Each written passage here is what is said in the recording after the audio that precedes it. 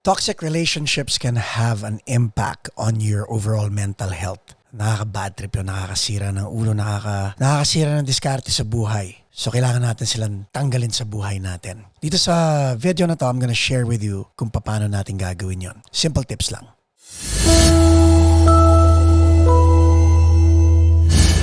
Welcome back to the channel. My name is Paco Aras Pacochaga. I am a musician. I am a vlogger. I'm a father of 5 kids, a husband to a lovely wife. I'm also a life coach to my friends, the good ones. And if you're here, you're my friend too, kaya stick around. Alamin natin paano natin tatanggalin ang mga toxic friends sa buhay natin para mapalitan natin sila ng mga tamang kaibigan na hindi waste of time. Hindi natin napapansin na meron tayong mga kaibigan na mahal natin. Sa sobrang pagmamahal natin, gusto natin silang umasenso, gusto natin silang maging successful at lumipad. Ang hindi natin napapansin, gumugugol tayo ng atensyon, ng panahon at higit sa lahat ng energy para paliparin sila. Actually, ang bad news dito, hindi natin kayang tulungan ang mga kaibigan natin ng higit sa pagtulong nila sa sarili nila. However, kaya nila tayong pabaksakin ng ganun-ganun na lang. So dito, kailangan natin malaman at ma-realize that we shouldn't waste our time on people who are not willing to spend the time and energy to better themselves. The best way is to walk away because ang mangyayari dito, nag-aaksaya tayo ng panahon para sa kanila at the expense of our own relationship with maybe our spouse or girlfriend or boyfriend or children. Hindi maganda. So ang good news dito, hindi rin natin sila responsibilidad. Masyado lang tayo mabait. So ngayon, magiging mabait tayo sa sarili natin at sisimulan natin sa number 1, which is kailangan natin tignan muna ang sarili natin. Ano ba talaga ang gusto nating gawin? Gusto ba nating mag-aksaya ng panahon sa mga taong wala namang pakialam sa sarili nila? Or gusto ba nating humalubilo sa mga taong katulad natin na inaalagaan ang sarili nila? So pag nagsama-sama tayong lahat, sabay-sabay lumilipad. Malaking difference yon. Normally, meron tayong tinatawag na survival guilt. Tayo, okay tayo. May nararamdaman tayo sa loob na mabigat. And ang ginagawa natin, tinitingnan natin yung kapwa-tao natin, yung mga kaibigan natin sa paligid na hindi kasing successful natin at nagkakaroon tayo ng survival guilt. So ang ginagawa natin is, tinutulak natin silang pataas. Ang magandang ehemplo dyan, taong sasagip ng taong nalulunod. You really have to be an expert bago mo subukang sumagip ng taong nalulunod. Kasi ang mangyayari, malulunod ka rin. So, unahin muna yung sarili mo. Number 2, you have to set boundaries with your friends and relatives. Dapat malinaw. Dapat alam nila kung hanggang saan lang sila pwede sa buhay mo. Dapat vina-value nila yung oras mo. Dapat vina-value nila yung energy ginagastos mo sa kanila. At dapat hindi nila inaabuso yung pagmamalasakit, pagtulong at pagbibigay ng oras para sa kanila. Now, dapat ikaw alam mo rin ang limitations mo. Kung paulit-ulit mo silang tinuturuan at napipikong ka na at high blood ka na sa kanila, maybe it's a sign na you have to walk away.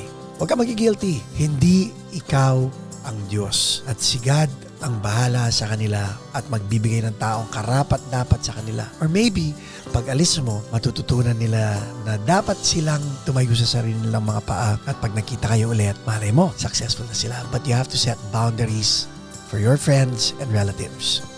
Number 3, pinag-usapan na natin sa mga vlogs natin pero ulitin ko sa inyo, you have to learn how to say no. Importante na komportable ka magsabi ng no. Pautang naman, no. Pwede ka ba pumunta rito dahil may kailangan akong pagawa sa'yo? No. Pwede mo bang i-edit tong script ko? No. Hindi kaswapangan yon. Tandaan mo, every time you say yes to other people, you are saying no to yourself, to your spouse or partner, or to your kids. Kung dapat meron kang pinipili, dapat ang hierarchy, sarili mo, asawa mo, mga anak mo, pag may natirang oras, saka mo ibigay sa kanila. Pag oo ka ng oo sa lahat ng bagay, lahat ng tao nagiging pasahero. Kumbaga, gagawa ka ng effort, yung mga iba aangkas, pag naging successful ka, syempre dahil nakaangkas sila sa'yo, pati tuloy sila naambunan. Pag sila ang naging successful, ikaw, nasa bangketa ka. Kasi sila marunong sila mag-no sa'yo. Ikaw, hindi ka marunong mag-no sa kanila. So learn to say no. That's the most important word that is hard to learn but very, very effective when mastered. Ito medyo hindi kaya ng lahat ng tao to, pero we have to be honest with what we are feeling toward ourselves and toward other people. Mahirap yon. Pero pag nagawa mo yon, ang sarap-sarap. Ang sarap to be able to say it straight to the face of your friend na, you know what, you're wasting my time. Or ang sarap-sarap sabihin sa sarili mo na, you know what, self, tama na to, kota na ako dito sa taong to, it's time to say goodbye. Tandaan nyo, protektahan nyo yung sarili nyo. And pag hindi nyo kayang i-express ang sarili nyo, kakaroon kayo ng stress, yung puso nyo, ayan. Kaya importante to be able to express yourselves and to be honest with yourselves and with other people. Hirap-hirap kaya nun, kasama mo yung isang tao pero naiinis ka, hindi mo masabi sa kanyang naiinis ka. So dapat kaya mong i-express yun. Kailangan nyo ma-realize that they will not change themselves for you. Whether it's for worse or for better. Kailangan ma-realize mo na kung gusto nilang magbago, gusto talaga nilang magbago. Kaya wag mo na pagpilitan ang baguhin sila. Hindi ko sinasabing i-wish mo na magkamali sila o pumalpak sila. If they want to do that to themselves, don't get sucked in. Ang dali-dali magbaksak ng tao, kaya ka nila pabaksakin. Nangyari na sa akin yan. So ngayon, kailangan mong unahin ang sarili mo. Kailangan mo sabihin sa sarili mo, I will make myself better. Kung meron taong gustong sumabay, kaibigan ko man o hindi, I will welcome that person or those people. Pero I have no problem kicking out people na walang panahon na pabutihin at pagandahin ang sarili nilang buhay.